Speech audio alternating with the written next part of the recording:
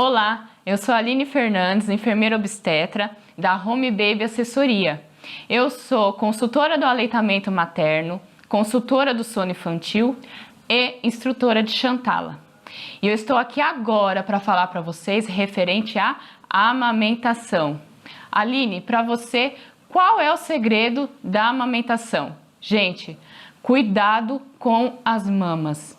Isso é fundamental lá no comecinho, início da amamentação, para que a mãe possa ter sucesso, consiga prosseguir até o tempo que ela determinar que irá amamentar o seu bebê. Então, para começarmos, nada mais importante do que eu te explicar como funciona a mama por dentro. Porque a área da amamentação é uma área que existem muitos palpites, o que serviu para mim não necessariamente vai servir para você. Então, eu vou te passar a informação geral e você tome como experiência o que irá servir para o seu caso específico, ok? Então, eu vou mostrar para vocês aqui a mama e eu vou ensinar como funciona a parte interna da mama. Por quê? Quando você se deparar com algum problema, algum obstáculo, você já vai saber, isso está acontecendo comigo e é desta forma que eu irei resolver. E não de acordo com o que alguém já passou, uma experiência que já teve. Então, aqui é a mama, eu vou mostrar a parte interna. Aqui é a parte interna da mama. O seio, ele funciona como se fosse um cacho de uva. Tem várias bolinhas, que são chamadas de alvéolos. É onde o leite é produzido e armazenado. Para que haja a saída do leite pelo bico, ele passa pelos canais, como se fossem os canudinhos, chamados ductos. Então, para que serve o bico? Gente, o bico é literalmente para a saída do leite. Ponto. Não influencia a questão da amamentação, se o bico é invertido, se o bico é longo, se o bico é plano, e sim a mulher bem orientada. Muitos afirmam, filha, você não vai conseguir amamentar porque o seu bico é plano. Muitas vezes, uma mulher bem orientada, com um bico plano, ela consegue amamentar melhor do que uma mulher que não foi orientada e tem um bico mais longo, porque pode machucar, o bebê tem náusea, porque o bico é comprido, vai lá no sininho da garganta, ele precisa se adaptar com esse bico. Então, referente aos cuidados com as mamas, muitas mães erram em relação às compressas, tá? Então, nós temos a questão da compressa quente. Gente, o que acontece? Eu vou dar um exemplo para vocês. Eu tenho uma veia, a veia é bem fininha, eu quero puncionar essa veia. Como que eu faço para essa veia dilatar? Eu posso vir e fazer uma compressa quente local, vasodilatação, a veia vai dilatar. Então, com a mãe que está com a mama empedrada, ela recebe orientação de alguma pessoa que já passou por essa situação. Faça compressa quente. Fique no banho, durante o banho, e faça massagem com bastante água quente. Gente, o que vai acontecer? O raciocínio está errado? Não está errado. O quente, ele dissolve, realmente ele dissolve. Só se você ficar meia hora no chuveiro fazendo a massagem, esses canudinhos que eu falei que são os ductos, esses aqui, o que vai acontecer? O ducto vai dilatar. Então, era para descer X leite. Quando a mulher desligar o chuveiro, vai descer Y, vai aumentar a quantidade de leite.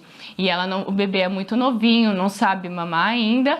Então, com esse acúmulo do leite, pode empedrar e seguir com algumas consequências. Então, não pode fazer compressa quente, passar a fraldinha e colocar nada quente. Por outro lado, nós temos a compressa gelada. O que acontece com a compressa gelada? A mulher que amamenta, ela tem um corpo mais quente. Por quê? Porque ela está produzindo leite. Então, se você faz a compressa gelada, o que é gelada? Aquela bolsinha que vende na farmácia, que você coloca no freezer, a barra de gelo, colocar gelo no saquinho, isso é compressa gelada. Não pode ser feita também. Por quê? O gelado, o seu organismo está quente. Então, eu vou fazer a Aline, tá? Vou fazer a compressa gelada. O que o seu organismo entende? Gente, estão atacando a Aline. Vamos defender. Cabum! Manda um monte de leite também. Então, tanto a compressa quente quanto a gelada, ambas aumentam o volume de leite. Então, Aline, qual que é o ideal? O ideal, gente, é compressa fria. O que é compressa fria? Pegar uma fraldinha, molhar na torneira, molha, torce e abre a fraldinha. Isso é compressa fria. Existem alguns produtos que eu vou mostrar para vocês que você pode deixar na geladeira, mas ela não vai congelar como se fosse a barrinha que deixa no freezer, tá? Você pode fazer um chá de camomila, deixar na geladeira e molhar a fralda com esse chá, torce e coloca. Isso é compressa fria. Eu vou mostrar para vocês um exemplo que existe de utensílio que pode te ajudar neste momento. Esse é um exemplo sobre a compressa fria. Então aqui, ó, nós temos algumas bolinhas.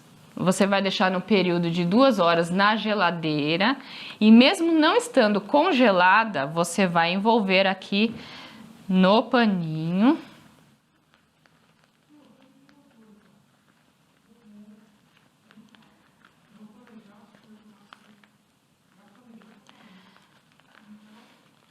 Ó, no paninho. Então, esse paninho faz com que não haja contato direto com o tecido da mama e assim não vai aumentar exageradamente a quantidade de leite.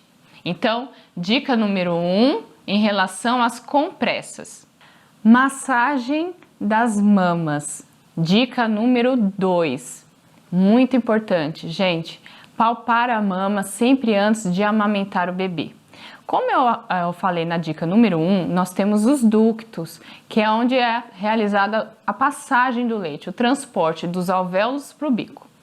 Então, antes de amamentar, a mulher precisa palpar a mama. Tem mulheres que enche mais a mama fica bem redondinha, eu brinco que é a mama de formato de maçã. E tem mães que enchem mais, fica bem gordinha a região areolar. O que é a região areolar? É esse disquinho aqui que fica mais escuro, tá?